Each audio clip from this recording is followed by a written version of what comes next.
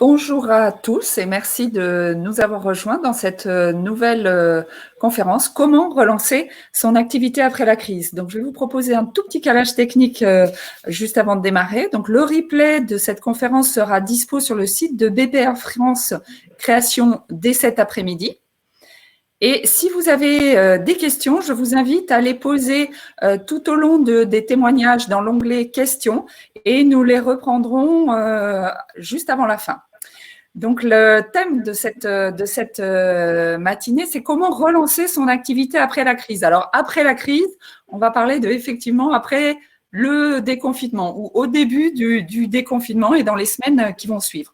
Donc, beaucoup d'entreprises vont repartir. Les remettre en route nécessite de se poser un très, très grand nombre de questions, certaines très rapides et très pratiques, et qui nécessitent une réponse immédiate, comme l'organisation des espaces de travail, les règles sanitaires.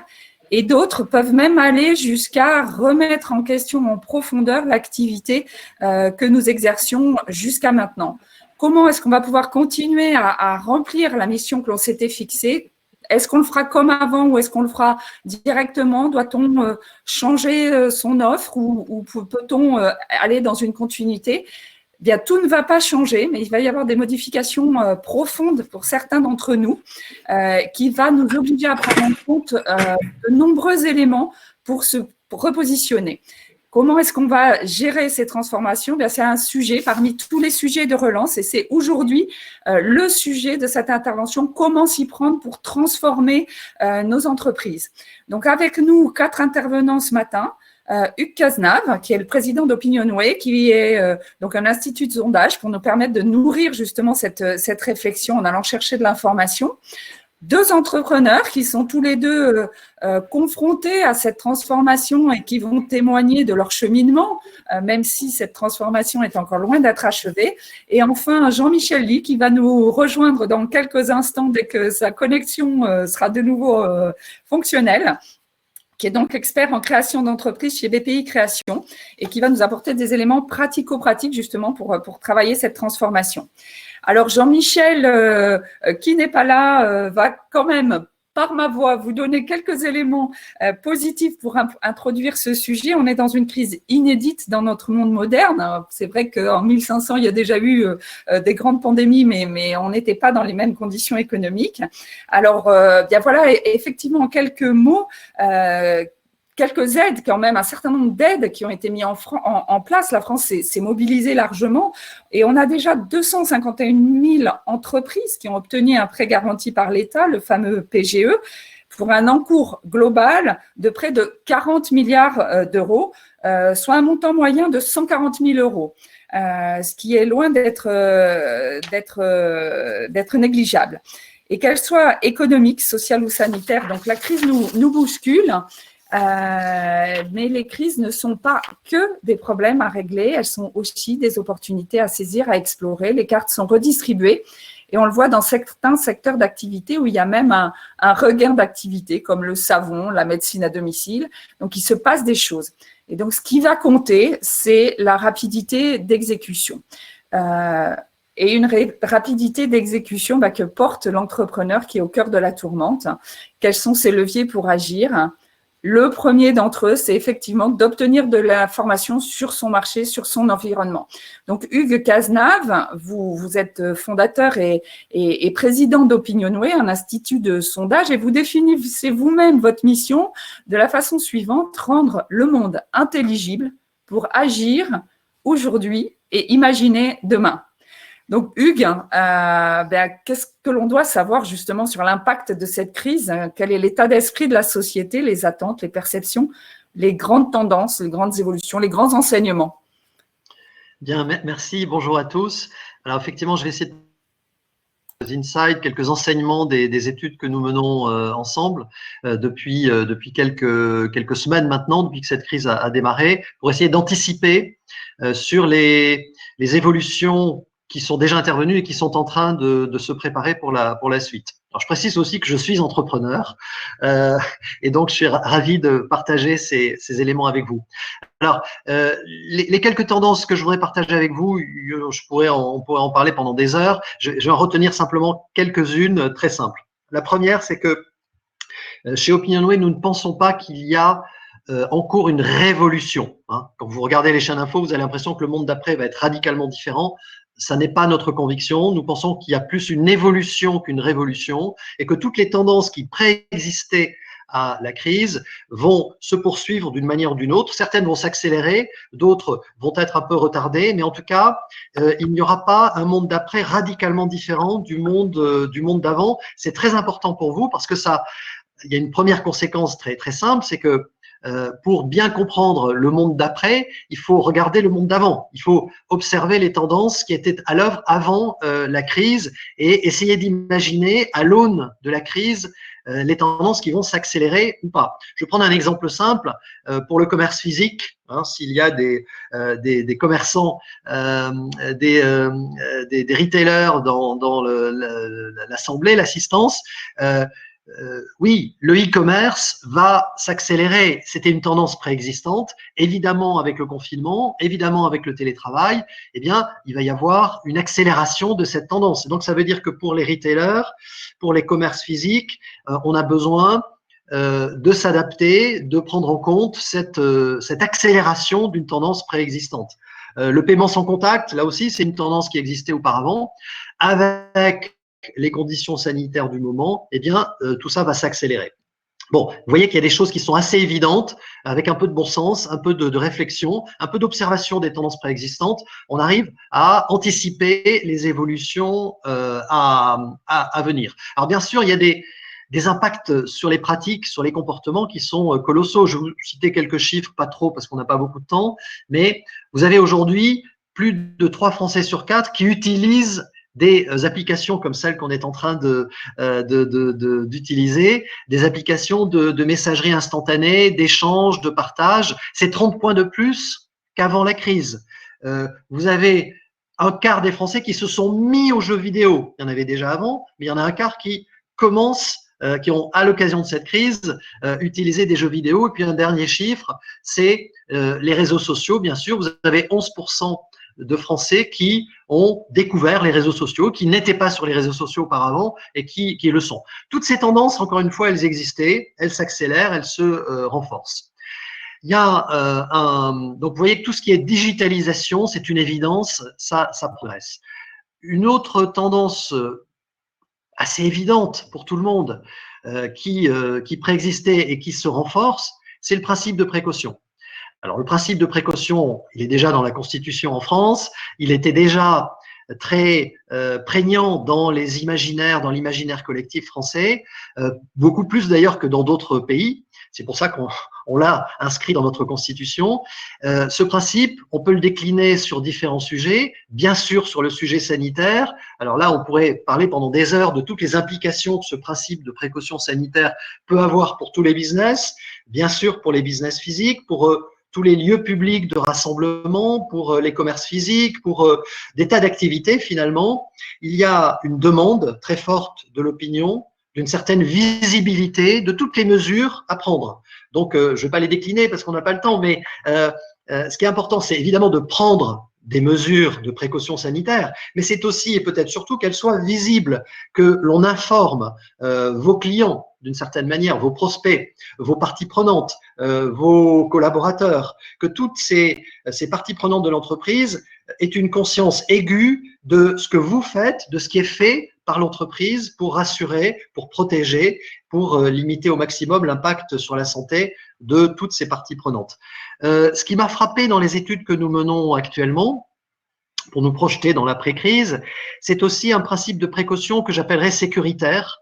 C'est-à-dire que il y a une exigence de contrôle, de sécurité à tous les niveaux. Par exemple, sur le respect de toutes les pratiques sanitaires, surtout le respect des gestes barrières, le respect des flux, le contrôle des flux pour éviter les grands rassemblements et la promiscuité sociale. Vous avez une demande dans l'opinion de mesures très drastiques, avec même des sanctions qui sont exigées dans les lieux publics, par exemple, pour ceux qui ne respecteraient pas toutes ces consignes. Ça m'a frappé parce que ça n'est pas forcément dans la nature des Français que de demander un contrôle plus strict. Là, à l'occasion de cette crise, cette exigence est fortement renforcée.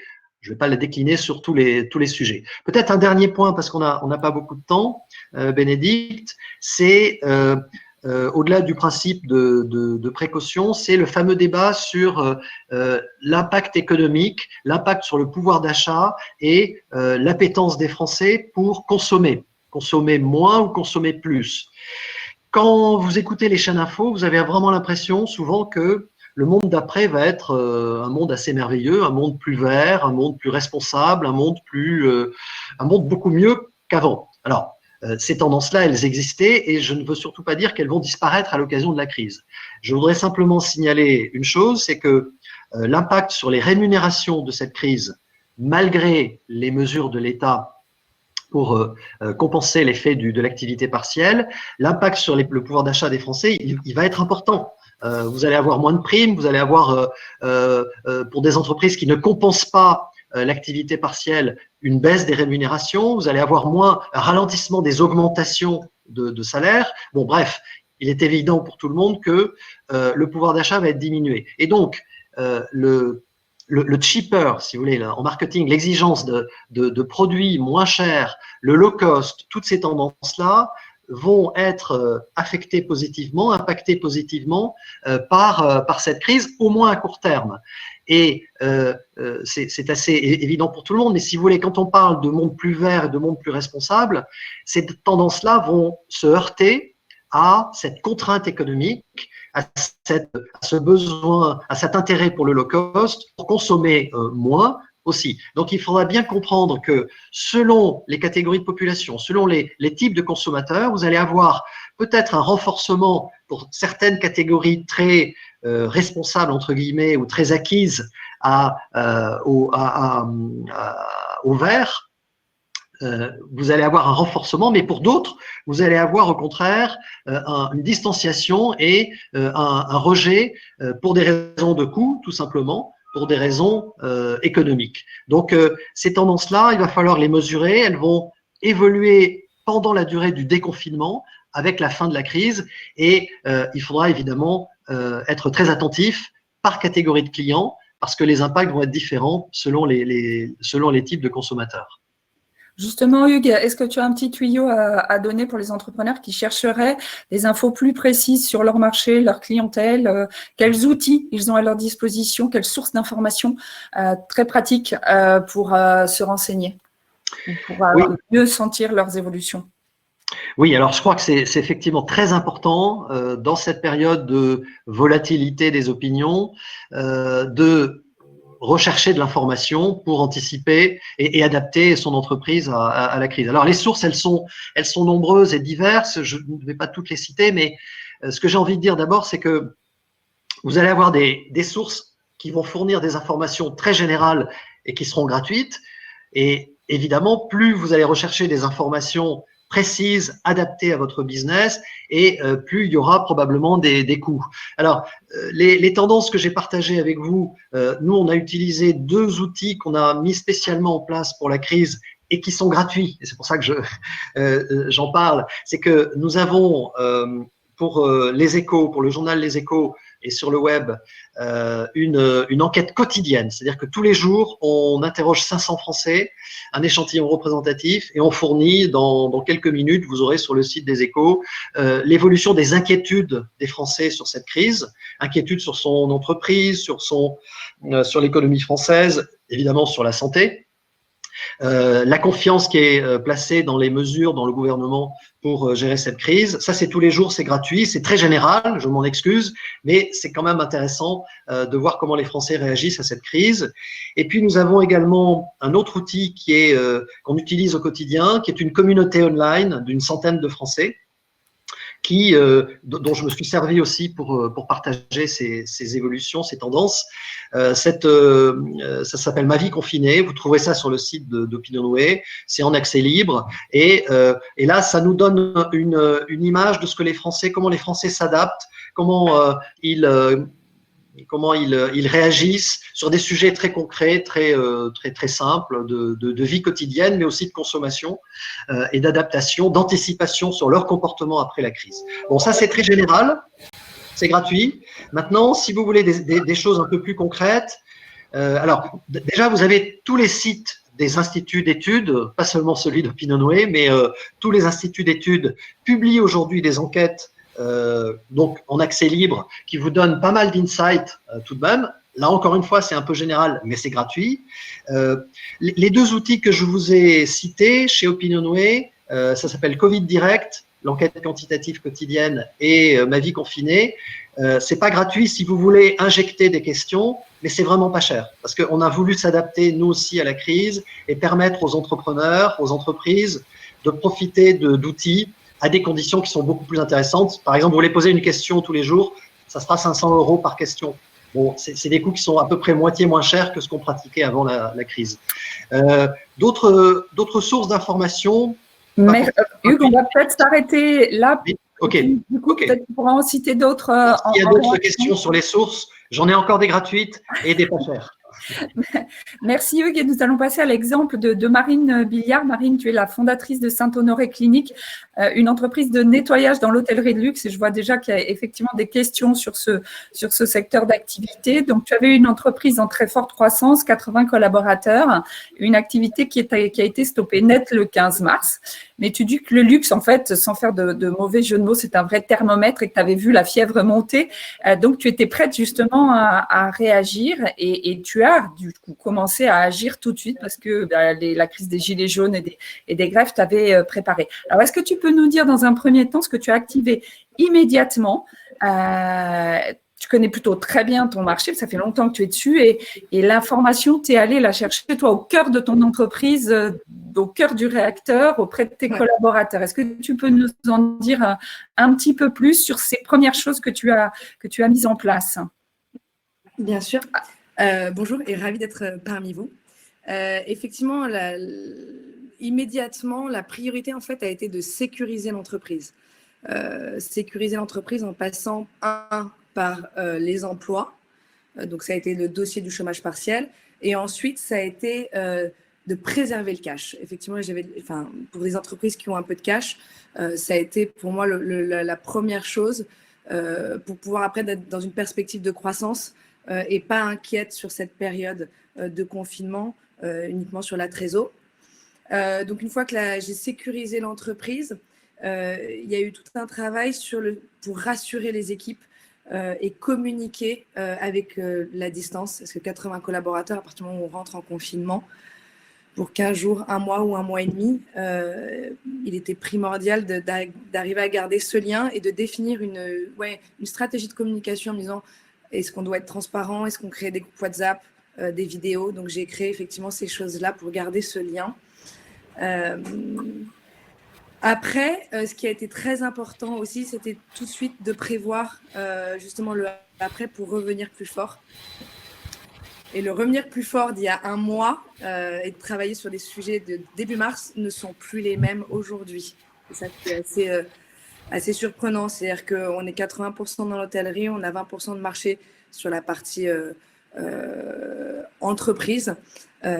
Et au fur et à mesure que le temps s'est écoulé et la partie de moi hôtellerie est fermée, on ne sait pas quand est-ce que ça va réouvrir.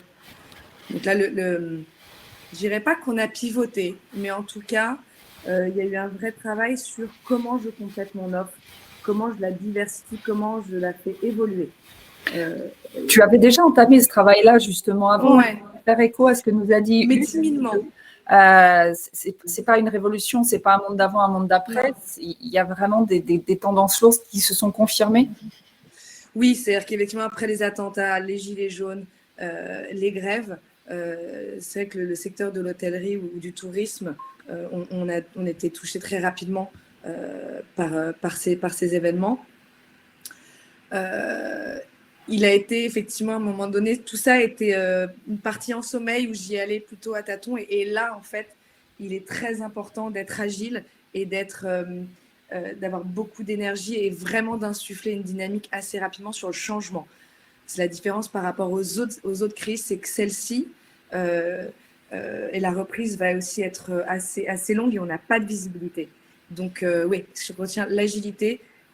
Et ce qui a été clé pour moi, c'est de me dire quelles sont mes compétences. Quelles sont les compétences qu'on a dans l'entreprise, notre savoir-faire, notre marché et nos clients. à partir de là, ça m'a permis en fait de repenser un peu le modèle et d'apporter, donc nous donc, dans l'hôtellerie, on a décidé de se dire, ok, on a une compétence qu'on peut apporter à un autre secteur qui est celui des entreprises en B2B, des cabinets d'avocats, des entreprises, des bureaux, des institutions. On est en train de le monter.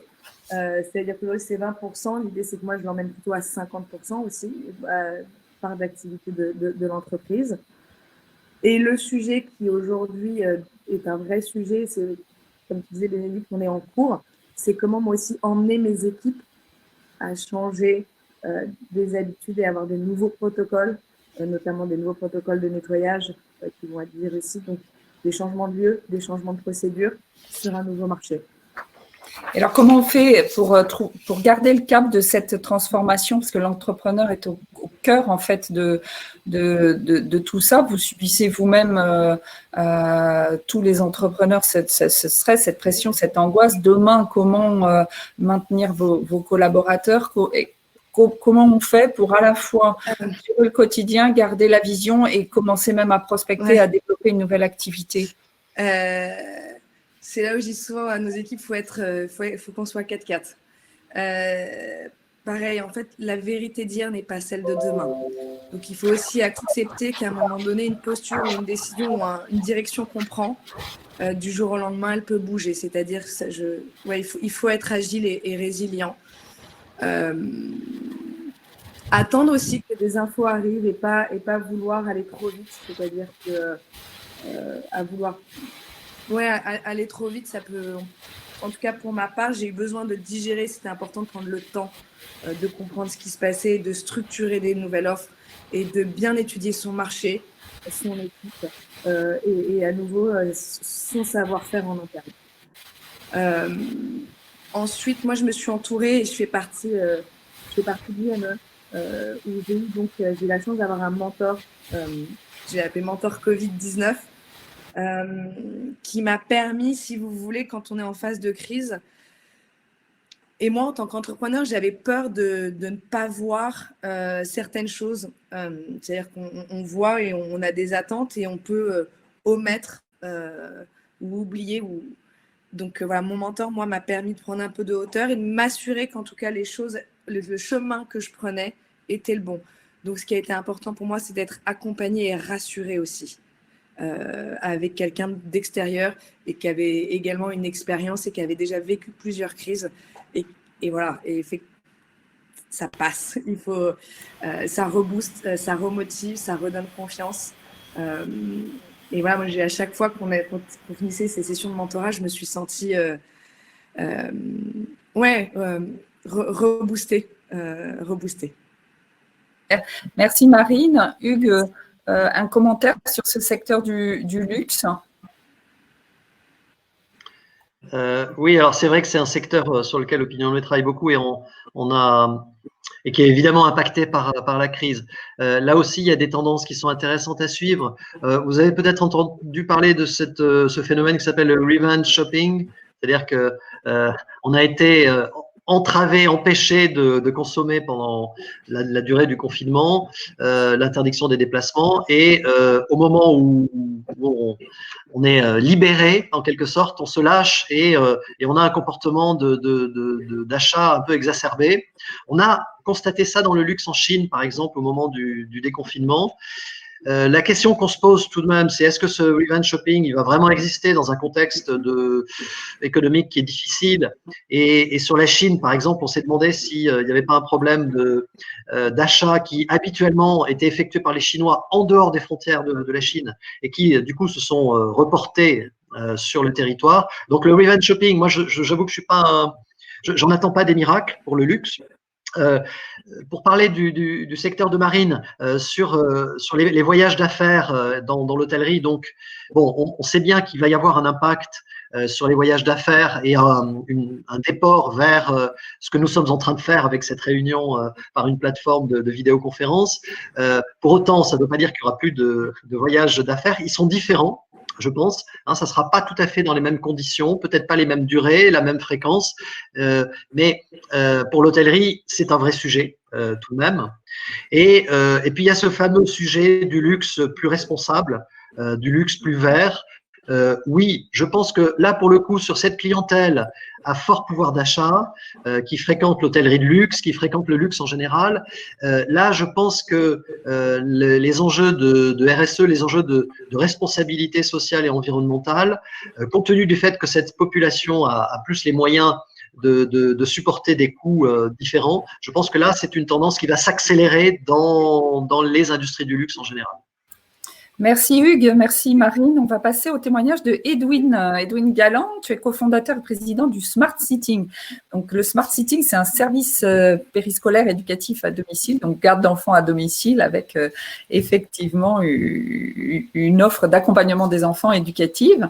Vous étiez 8 personnes à temps plein et 300 étudiants qui intervenaient de façon régulière, une croissance très rapide depuis 4 ans que vous vous êtes créé. Vous allez perdre 20% de votre chiffre d'affaires rien que sur les 2 mois de mars-avril. Alors, déjà, Edwin, tes premiers réflexes, les aides, mais pas que les aides, savoir où sont vos valeurs, hein, comment vous avez déjà réagi face au stop total de l'activité. Oui, merci Bénédicte et bonjour à tous et à toutes. Effectivement, nous, on est un service physique, donc on fait des sorties d'école, donc on est dans les services à la personne, on est dans l'éducation également, on fait des activités périscolaires au domicile des familles. Donc autant vous dire qu'on est passé en quelques jours d'une activité qui fonctionnait très bien à 0 activité, 0 heure. Effectivement, nous, on pense qu'il y a 20 à 30% du CA qui disparaît, qui s'envole. Donc, c'est une vraie question qu'on a dû affronter. Et le premier réflexe, c'est celui de la trésor. Alors, le problème des petits entrepreneurs, c'est qu'on a très peu de trésor et où on l'utilise pour investir et pour préparer la croissance, pour préparer les prochaines étapes, pour préparer les rebonds. Donc, on se retrouve sans trésor. Donc, le premier réflexe, c'est celui-là, sécuriser la survie de la boîte, faire le chômage partiel s'il faut passer par là, aller chercher les prêts garantis par l'État si on peut le faire. Donc, premier réflexe, avant tout, c'est celui-là. Nous, on a la chance au Smart Sitting d'être 2 cofondateurs à temps plein et donc d'avoir pu se répartir les rôles. Et je sais que si on est tout seul, c'est encore plus difficile parce que ça prend beaucoup de temps de chercher de la trésor. Donc, voilà. Donc, c'est encore plus difficile, je le sais bien. Une fois que ce travail a été mis en branle, la deuxième chose qu'on a faite, et j'ai pas entendu beaucoup autour de moi dans ce que faisaient les entrepreneurs, et pourtant, ça a une vraie valeur. C'est une vraie force, c'est de se recentrer sur sa communauté. Nous, on est un service physique. Notre service, il n'a plus lieu d'être. Pourtant, notre communauté, c'est-à-dire les 500 enfants qu'on accompagne tous les jours, les familles et les 300 étudiants avec lesquels on travaille tous les jours qui sont indépendants, on pense à eux, on s'organise avec eux et on regarde de quoi est-ce qu'ils ont besoin, quels sont leurs besoins à eux. Et penser à sa communauté d'abord, ça permet plusieurs choses. D'une part, de la fidéliser, et c'est important parce que dans l'après-crise, on aura besoin de repartir avec nos clients, nos prestataires, nos intervenants. Donc, penser à sa communauté, c'est vraiment première chose qu'il faut faire. Donc, justement, tu peux nous dire concrètement comment tu as pensé à ta communauté. Des actions solidaires, ça a été au cœur de l'action pour fidéliser et tes clients et tes smart sitters. Première chose qu'on a faite, c'est on a pris notre téléphone et on a appelé tout le monde. On a appelé 700 personnes en quelques jours pour prendre la température, prendre leurs besoins, de quoi est-ce qu'ils ont besoin. On s'est rendu compte de plusieurs choses. Les étudiants ont besoin et sont aujourd'hui dans des difficultés financières assez fortes pour financer leurs études, financer leur loyer, etc., etc. Les parents qui sont en télétravail ont très, très peu de temps de qualité pour eux et ont des grosses difficultés d'organisation au domicile. Et les enfants ont beaucoup moins de temps consacré aux apprentissages. Et il y a au moins 10% d'enfants en décrochage scolaire. On a fait une enquête auprès de 600 enfants scolarisés sur ce sujet. Donc, c'est des vrais sujets. Et donc, nous, on s'est demandé comment est-ce que le Smart Sitting apporte, quelle solution le Smart Sitting peut apporter à ces personnes-là à distance, même si on a un service physique. Et en fait, très vite, on s'est rendu compte que, d'une part, on pouvait continuer à faire des activités à distance, que le soutien scolaire, on peut le faire par visio. On s'est rendu compte que les enfants, en fait, ils étaient demandeurs de continuer à voir leur smart sitter habituel, donc les étudiants avec lesquels ils sont en temps normal, que ça libérait du temps pour les parents. Et on sait qu'aujourd'hui, libérer du temps pour les parents, c'est hyper important. Et que ça permettait aux étudiants de conserver un peu de revenus et de conserver un minimum vital pour pouvoir continuer à financer les semaines dans lesquelles on est aujourd'hui et qui sont sans activité. Donc ça, c'est ce qui est remonté. Voilà, une action de solidarité qui est remontée à la fois surtout des parents. Une activité en réel qui s'est arrêtée à 100% en physique, stop total de l'activité. Donc du coup, malgré tout, une reprise sur d'autres axes. Donc comment, justement, le télétravail, c'était une injonction au questionnement. Comment vous avez transformé cette activité qui était 100% en présentiel avec du distanciel, et est-ce que c'est quelque chose que vous envisagez de faire de façon très importante, moyennement importante? Pourquoi et comment? En fait, moi, c'est ce que j'ai vu et ce qui ressort pour nous. En fait, c'est que, évidemment, la crise, c'est hyper compliqué. Si tu n'as pas de trésor, tu ne sais pas comment faire, tu as 1 mois, 2 mois devant toi, évidemment. Et si tu arrives à sécuriser ça, derrière, il faut te demander qu'est-ce que tu peux faire autour de tes valeurs et de tes forces habituelles que tu ne faisais pas et qui peut, sorti du confinement, fonctionner et pourrait être pérenne. Parce que c'est vrai qu'après le confinement, l'essentiel va revenir à comme on était avant. Donc, les choses vont reprendre lentement, mais pour autant, on peut trouver des choses aujourd'hui qui vont devenir légitimes et qui vont dans la vie, pour nos clientèles, c'est-à-dire la vie des familles, qui vont devenir légitimes. C'est-à-dire que demain, déjà aujourd'hui et demain, on pense que ça va se perpétuer. Les activités à distance par visio pour les enfants vont rester intéressantes. Le soutien scolaire à distance, il va fonctionner. Et en fait, il y a plein de choses comme ça qui peuvent se faire à distance qu'on ne faisait pas parce qu'on était un service extrêmement physique. Et donc, à partir de septembre, nous, sur la prochaine rentrée scolaire, on aura du coup notre offre classique de sortie d'école, mais on aura aussi une offre à distance en complément que les familles vont pouvoir solliciter selon leur situation. Et en fait, voilà, la crise a fait émerger ça, ce qu'on n'aurait pas fait sinon. Et vous allez lancer cette offre et commencer à prospecter dès la sortie du confinement ou même dès maintenant? Et on commence dès maintenant, en fait. Dès maintenant. Nous, on a fait énormément de com sur ce qu'on faisait en interne déjà, comment on organisait, comment on accompagnait. C'est hyper important de montrer ce que vous faites en interne, surtout si vos valeurs sont fortes, parce que ça pérennise, ça fidélise et c'est une audience nouvelle. Et ensuite, la deuxième chose, c'est que si vous lancez quelque chose, bah oui, en fait, s'il fait sens aujourd'hui et qu'il va faire sens demain, nous, on l'a tout de suite communiqué, on l'a tout de suite mis en ligne. On a monté un nouveau site dédié au soutien scolaire à distance. En quelques jours, on s'est organisé, on s'est dit, voilà, qu'est-ce qu'on peut faire? On va lancer le site, on va lancer l'offre, on va lancer et derrière, on fera les process. Mais on a été très concret parce qu'en fait, s'il y a un besoin, il faut y répondre le plus vite possible. Ça sert à rien d'attendre dans 2 mois post-confinement d'y répondre. Surtout qu'aujourd'hui, à nouveau, à travers la vision, on peut faire énormément de choses. Donc voilà, ça c'est notre retour à nous qui étions un service extrêmement physique et jamais on n'aurait imaginé que on pouvait basculer une famille sur 4 ou une famille sur 5 pour faire de la visio à distance. Et quasiment du jour au lendemain. Merci Edwin. On va passer la parole à Jean-Michel. Donc pour un grand nombre d'entreprises, et c'est le cas de nos 2 témoins, cette situation les oblige à transformer leur entreprise. Ça peut aller jusqu'au pivot. Alors comment justement on prépare ce pivot, cette diversification? Ok, donc bonjour à toutes et à tous. Donc je rebondis sur ce que disaient Marine et Edwin sur le fait qu'il faut d'abord avant d'aller dans cette démarche-là, consolider sa trésor, repenser, enfin, comment dire, le report des charges, des impôts, du chômage partiel, enfin, tout ce qui est en lien avec l'entreprise, pour se débarrasser de tout ce qui va être finalement polluant, dans le but d'avoir une visibilité d'ensemble rapide, sereine et finalement de voir toutes les ressources dont vous disposez. Et du coup, est-ce que je dois restructurer ma boîte? Est-ce que je dois maintenir l'activité? Oui, sous quel format?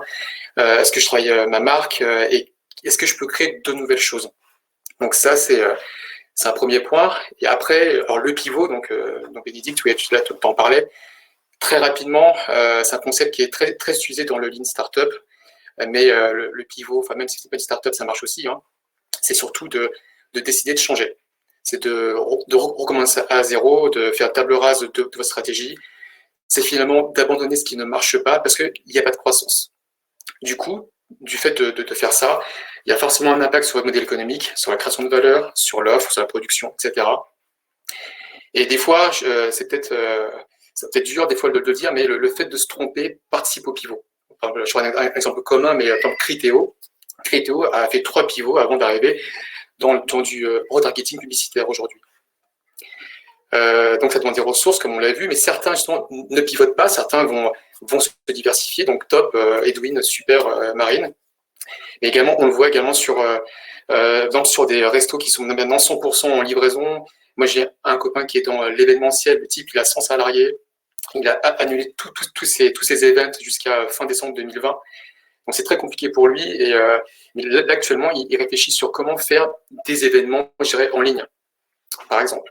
Donc, le truc, c'est de pouvoir trouver des nouveaux leviers, des problèmes à résoudre, être vraiment sensible à ce qui se passe sur le marché, sur le comportement, sur l'évolution du comportement consommateur. Et la crise, justement, est là pour ça. Après, sur les différentes parties prenantes, je pense au marché, aux collaborateurs, aux clients, aux financeurs. Pour donner un exemple, pour le marché, c'est vrai que par exemple, sur la télémédecine, sur laquelle les Français à la base étaient plutôt réticents, là, finalement, on voit qu'en l'espace de quelques semaines, ça marche plutôt pas mal. Donc, il y a des plateformes sur le sujet qui sont en très belle croissance. Donc voilà, encore une fois, vraiment être focus sur le marché, parce que le marché, il ne s'éduque pas en fait. Hein. Voilà, il évolue, des fois c'est très violent, donc du coup c'est à l'entrepreneur finalement d'être vraiment en veille perpétuelle, de voir finalement comment il change. Ensuite, vraiment un focus également sur les collaborateurs. C'est un sujet très important. Il faut apporter beaucoup de care, beaucoup d'amour, beaucoup de communication, bonne ou mauvaise. Hein, c'est important d'être transparent auprès des collaborateurs, que ce soit sur la croissance ou le changement de cap ou la trésor, parce que vous pouvez aussi provoquer, je dirais, un engagement très fort du collaborateur. Voilà, de dire, ouais, écoute, en ce moment, c'est compliqué, la boîte, là, on manque de trésor, donc finalement, derrière, toutes les ressources se mobilisent pour aller finalement de l'avant. Je passe un peu vite parce qu'on n'a pas beaucoup de temps, mais... Je pense que c'est vrai qu'il y a des questions effectivement sur les collaborateurs. Il y en a qui sont très inquiets. Peut-être que Marine pourrait nous dire un petit mot parce qu'elle aussi, elle a une partie de son équipe qui a 100% de chômage partiel. Marine est là. Marine, est-ce que tu as un petit mot à dire là sur ce sujet-là? Est-ce que tu peux rassurer, donner quelques pistes de réflexion? Effectivement, nous, on facture 0 depuis le 15 mars. Avril, on va facturer 0. Mai, juin, même si là, effectivement, on travaille pour diversifier l'offre, le fait d'arriver sur un nouveau marché, de toute façon, ça prend du temps et il faut l'accepter. J'ai la chance, effectivement, d'avoir le chômage partiel qui nous permet de prendre ce temps, de structurer aussi. C'est pour ça que tout à l'heure, je disais, il ne faut pas forcément aller trop vite, mais bien structurer un nouveau modèle. Moi, aujourd'hui, j'ai 80 personnes. J'en ai en télétravail, je dois en avoir 5 ou 6. Et le reste sont en télétravail. Je pense que pour moi, ce qui a été là important, c'est de communiquer et d'informer régulièrement. Moi, je faisais des mini-vidéos de 2, 3, 4 minutes que j'envoyais sur les groupes WhatsApp pour expliquer où on en était, où on va. Une certaine transparence aussi sur la difficulté et ce qui va se passer, que bien sûr, je vais avoir besoin d'eux en fait. Donc, c'est aussi l'occasion de refédérer les équipes, et vous en avez qui ont une énergie incroyable et qui sont prêts à se battre et à s'impliquer à vos côtés. Et là, ça rejoint aussi l'histoire de la vision et de l'ADN de l'entreprise, où c'est l'occasion de créer une unité. Merci Marine. Effectivement, on voit que les collaborateurs, on va pouvoir compter sur eux, mais c'est effectivement de leur montrer que l'on les prend en considération. Jean-Michel, je te redonne la parole parce que c'est vrai qu'on voit beaucoup de questions passer là-dessus. Je pense que c'est important d'avoir cette intervention de Marine. Maintenant, justement, nos entrepreneurs sont inquiets. Comment, effectivement, une fois qu'on a pris en considération l'ensemble des parties prenantes, comment on se lance et pour le vivre le plus clairement possible. Il y a des histoires de timing, de tests, de communication aussi pour que. Oui, bien sûr. Alors en fait, c'est dès qu'on sent que la direction n'est pas bonne ou il n'y a pas ou plus de croissance en général, crise ou pas crise, l'entreprise doit quand même le ressentir. Donc du coup, l'entreprise doit quand même mesurer tout ce qu'elle fait. C'est très important parce que tout ce qui se mesure s'améliore. Et du coup, c'est vrai que en termes d'idées de tests, vous pouvez alors aujourd'hui, c'est vrai que c'est une aubaine pour les porteurs de projets. Pour ceux qui ne sont pas lancés, là, c'est sûr qu'aujourd'hui, les cartes sont nouvelles. Donc, en termes d'idées, je ne sais pas, pour lancer un projet, vous pouvez tester en créant une simple landing page, une page d'atterrissage qui explique qui vous êtes, ce que vous faites. Limite, faire des préventes, pourquoi pas. Récolter des avis, des contacts de clients, pour échanger avec les prospects. Parce que le but du jeu, c'est d'avoir un maximum de feedback. Plus vous avez de feedback, et plus, en fait, vous avez, vous pouvez itérer dans votre projet. Aussi, deuxième idée, c'est de pouvoir, mettre un budget conséquent dans un temps très court sur le web. Chercher du trafic, des mots-clés, et en l'espace de, 24 heures, 48 heures, on voit si les gens achètent, si les gens utilisent. C'est aussi une méthode. Après, il y a également du crowdfunding, crowd testing. Il y a plein de contenus sur le site de BPI France Création sur le sujet, donc vraiment, n'hésitez pas. Après, on le voit aujourd'hui sur le comportement, des consommateurs. Il y avait des applis où tout le monde s'en fichait de l'appli, mais la crise a fait que c'était l'appli à avoir. Donc effectivement, des fois, il y a un timing parfait. Et aussi, un autre truc, c'est plus on se lance tôt, plus il y a moins d'affect, moins d'émotion sur le produit ou service. Et du coup, on est aussi plus réceptif sur le feedback. Voilà, c'est juste un point de détail.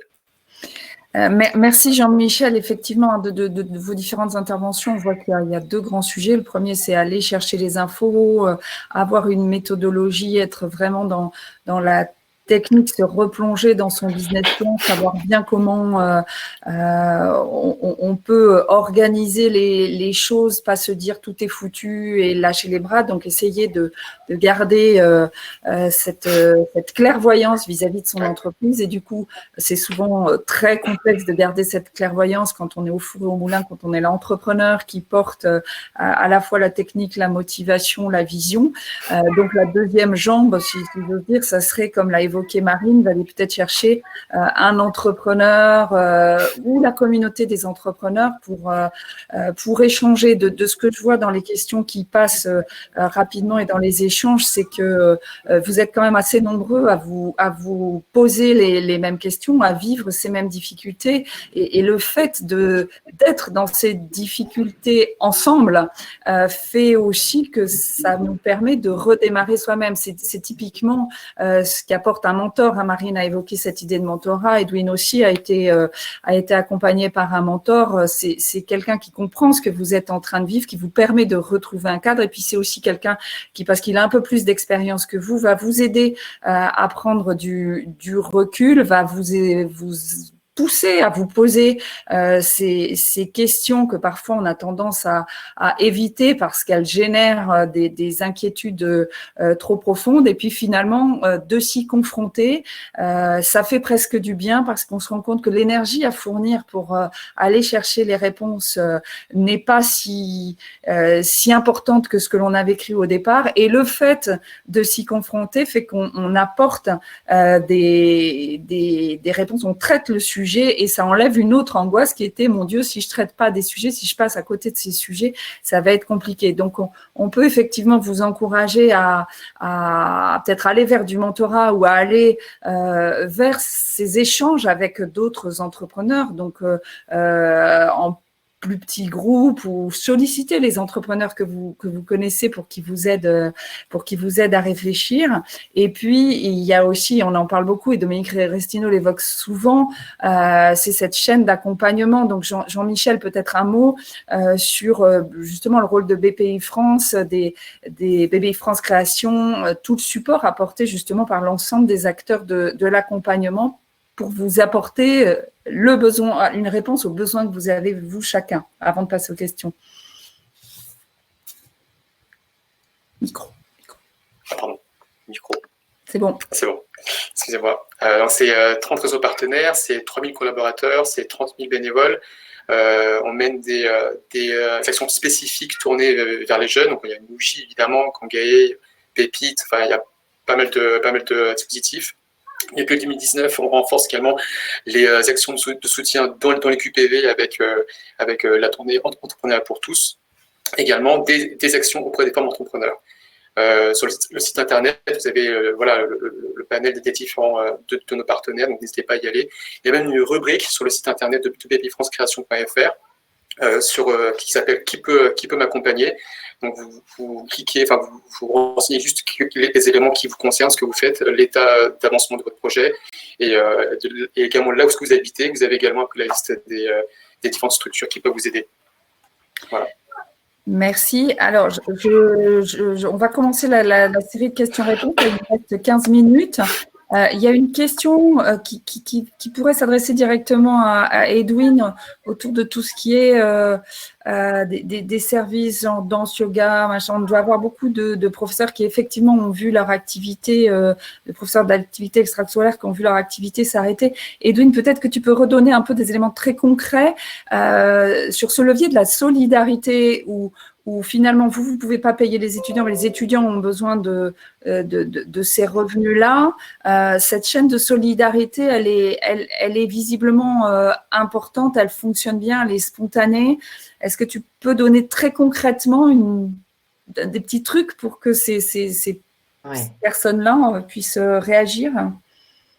Il y a beaucoup de questions sur effectivement tous les services qui étaient en physique, les profs d'activité, de yoga et autres, mais c'est une question beaucoup plus large. Il y en a beaucoup, moi j'ai vu beaucoup de ces services-là qui sont passés sur le numérique et qui ont l'air de fonctionner. Alors, il y a une part de leur service qui est passée sur le modèle un peu freemium, c'est-à-dire ils font un peu du gratuit et un peu du payant. Je pense que l'important là-dedans, c'est de se dire si on est capable de tenir les 2-3 mois de confinement, quel service je peux rendre sans forcément rajouter aujourd'hui rajouter un fardeau économique sur les personnes qui vont devoir le subir. Nous, très concrètement, au Smart City, on avait le problème des étudiants qui sont indépendants et qui du coup avaient des problèmes de financement de tout ce qu'ils doivent financer. Et on a dit aux familles, écoutez, vous, pendant ce temps-là, vous avez un peu moins de dépenses et vous avez finalement plus forcément besoin de vos étudiants. On vous propose d'abonder des heures et de financer des heures pour les étudiants que vous pourrez réaliser plus tard. Donc, c'est peut-être des heures qu'ils feront en juin, qu'ils feront en septembre, qu'ils feront en octobre. Et j'ai vu sur le chat, il y avait un commentaire d'une personne qui parlait de prévente pour des commerces en physique, de faire des préventes de produits ou de biens qu'ils pourront ensuite distribuer. Par exemple, ça, c'est une super idée. Votre communauté qui vient chez vous tous les jours, peut-être que si vous leur dites, écoutez, c'est la crise et c'est hyper compliqué pour nous, peut-être qu'ils sont OK pour préfinancer des services ou des biens qu'ils consommeront plus tard. Donc, par exemple, ça, c'est une super idée aussi il faut se dire, ma communauté, qu'est-ce qu'elle est prête à faire? Comment est-ce que je l'engage? Et est-ce qu'elle va m'aider aussi à traverser cette crise que j'ai aujourd'hui? Merci Edwin. Alors on a une question qui est un peu le contre-pied de ce que l'on dit, et peut-être que Marine a des idées là-dessus, des entreprises qui ont des pics d'activité et justement liés au confinement. Est-ce que vous avez des pistes justement pour garder cette activité? Marine, j'imagine qu'en nettoyage, tu as des opportunités qui vont se présenter, c'est sûr. Est-ce que tu as déjà commencé à réfléchir à comment garder ces clients qui n'arriveront que de façon très conjoncturelle? Effectivement, là, on a pas mal de demandes sur cette réouverture. Pour moi, la première chose, ça a déjà été de bien choisir ces clients-là, m'assurer que je ne veux pas faire du one-shot où ça dure un mois ou deux. L'idée, c'est que les clients qu'on va pouvoir acquérir là, qu'on ait vraiment un service. Et pour moi, le service va être aussi ce qui fera la différence pour pérenniser ces clients.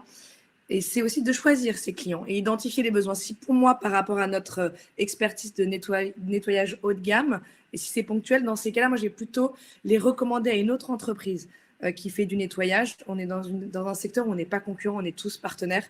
Mais voilà, c'est avoir une projection long terme, choisir et avoir un sens du service irréprochable et être vraiment disponible.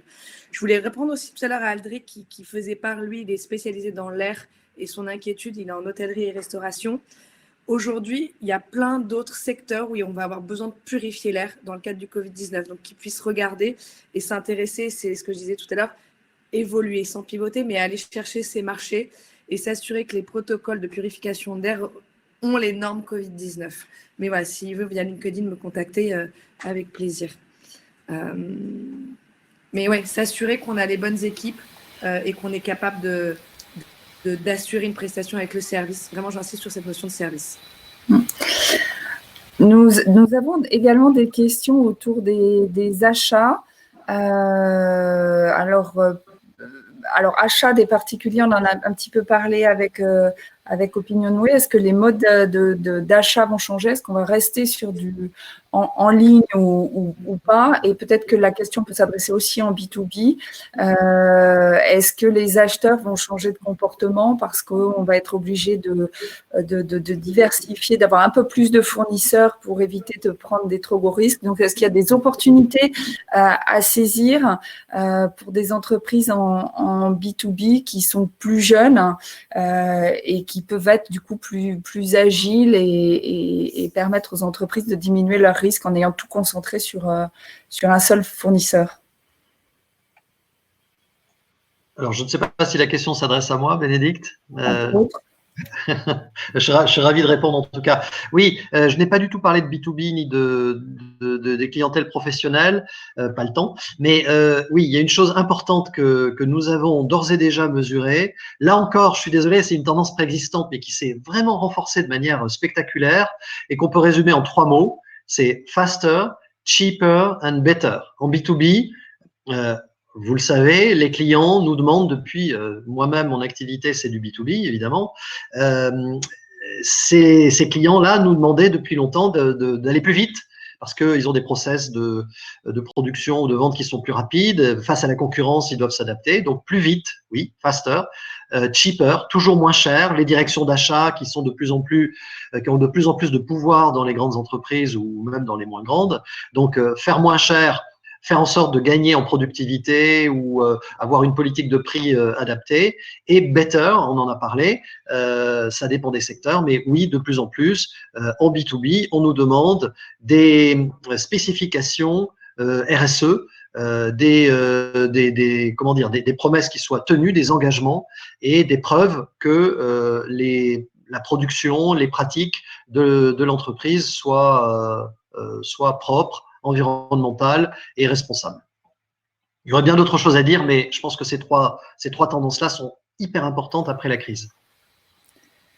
Merci Hugues. Est-ce que Marine aurait une réaction sur ce sujet? Non, je rejoins ce que dit Hugues. Effectivement, il faut être réactif, se positionner sur le bon marché avec le bon service au bon prix. Et s'il y a quelque chose qu'on n'est pas capable d'absorber, trouver des partenaires aussi qui peuvent vous aider, parce qu'il y a aussi des équipes à monter avec d'autres entreprises pour pouvoir absorber un marché. Dans ce que je vois des questions, il y a une question autour de l'arbitrage et qui peut concerner un petit peu tout le monde. Est-ce qu'il faut opposer certaines notions comme plus green et plus cher, est-ce que ça ne va pas amener aussi vers des choix, j'achète moins mais de meilleure qualité, différents, ou est-ce qu'il n'y a pas aussi une façon de faire en augmentant la qualité, mais pas forcément en démultipliant les tarifs? Là, par rapport à... Ça peut être par rapport à toi, Marine, et avoir aussi des idées. Alors, concrètement, par rapport à notre activité, Sainto, on est green à 80%. Aujourd'hui, je dois forcément intégrer des nouveaux protocoles, donc ça va être virucide, donc on revient à de la chimie. Bien sûr, moi, ça a été un dilemme sur cette partie-là. Quel est le coût de la prestation, l'impact? On doit équiper on a des équipements supplémentaires pour nos équipes. J'ai des coûts supplémentaires sur la prestation. Je le répercute ou pas. Ça, je pense que tout dépend à chacun de la relation commerciale. Et après, sur de la consommation en global, demain, vous avez... je pense que tout le monde va peut-être consommer davantage en proximité des fruits ou des légumes ou ces choses-là. Après, sur d'autres je crois que c'est très... ça, c'est une stratégie qui sera très, très personnelle. Et Edwin, quelque chose à rajouter sur ce point? Moi, mon conseil, c'est vraiment de revenir à ces fondamentaux et de se demander dans 6 mois, dans 1 an, dans 2 ans, est-ce que mon service est pertinent? À quel prix? Comment? Et si la réponse est oui, pareil qu'avant, tant mieux. Très bien. Il n'y a pas forcément besoin d'inventer la roue à chaque crise. Si la réponse est oui, mais il faut se poser concrètement la question de quelles sont les adaptations, quelles sont les opportunités et surtout ne pas se lancer dans des impasses non plus, parce que ça coûte du temps et ça coûte derrière de l'argent. Et si la réponse est mon service tel qu'il existe avant la crise, aujourd'hui, ne sera plus pertinent après, dans ce cas-là, il faut se poser la question la plus essentielle qui est pourquoi est-ce que je faisais service? Qu'est-ce que j'avais envie d'apporter derrière? Quelle était ma raison d'être là-dessus? Et se dire, en fait, c'est effectivement le moment de pivoter. C'est effectivement le moment, si j'ai un commerce de X, de me dire, je vais changer le contenu de mon commerce pour en faire un commerce de Y, en restant sur ma raison d'être. Donc, pour moi, il y a des réponses que j'élargis un petit peu parce que je vois beaucoup de questions sur le chat là-dessus. En fait, chaque situation est différente, mais posez-vous la question de est-ce que dans 1 an, dans 2 ans, ce que je fais aujourd'hui va être pertinent? Si c'est le cas, l'enjeu principal, c'est la trésor et de se demander est-ce qu'il y a des opportunités. Si ce n'est pas le cas, là, il y a d'autres questions qui s'ouvrent et je rebondis aussi sur ce qui a été dit tout à l'heure par Bénédicte. Allez vous faire mentorer. Allez vous faire accompagner, c'est hyper important parce que tout seul, on n'arrive pas à se poser ces questions-là. Et ça, je le dis vraiment en retour d'expérience. Nous, on a la chance d'avoir un mentor qui, à chaque fois qu'on va le voir, il nous dit mais c'est quoi les fondamentaux? Qu'est-ce qui se passe dans 1 an pour vous? Qu'est-ce qui se passe dans 2 ans pour vous? J'ai la chance d'être 2 fondateurs et donc de pouvoir échanger, mais confrontez vos idées parce que tout seul, voilà, on va vite dans des impasses. Et donc, allez chercher du mentorat si vous pouvez aussi. Merci Edwin. Effectivement, il y a beaucoup de questions auxquelles on ne peut pas répondre de façon très pointue sur sur chacun des secteurs d'activité, sur comment on fait pour exporter, à quel moment je sais que je peux y aller. On n'a pas de boule de cristal, pas plus que vous. Mais effectivement, ce que vient de dire Edwin correspond bien à l'idée de se dire, voilà, c'est quoi ma valeur, c'est quoi ce que je voulais apporter, est-ce que je peux continuer demain à le faire ou est-ce que je dois le faire différemment. Des questions sur comment on trouve aussi la personne qui va pouvoir nous accompagner. Jean-Michel l'a dit, le site PPI France Création recense la la très, très, très grande majorité des organismes d'accompagnement. Allez regarder ce qu'ils offrent est décrit, contactez-les. On est tous extrêmement mobilisés justement pour vous apporter un maximum de réponses. On se connaît tous entre nous. Si vous venez me voir moi et que c'est pas mon organisation qui peut vous accompagner avec du mentorat, je vous enverrai vers une autre organisation qui correspond à ce que que vous attendez. Donc ça, c'est vraiment, vraiment important.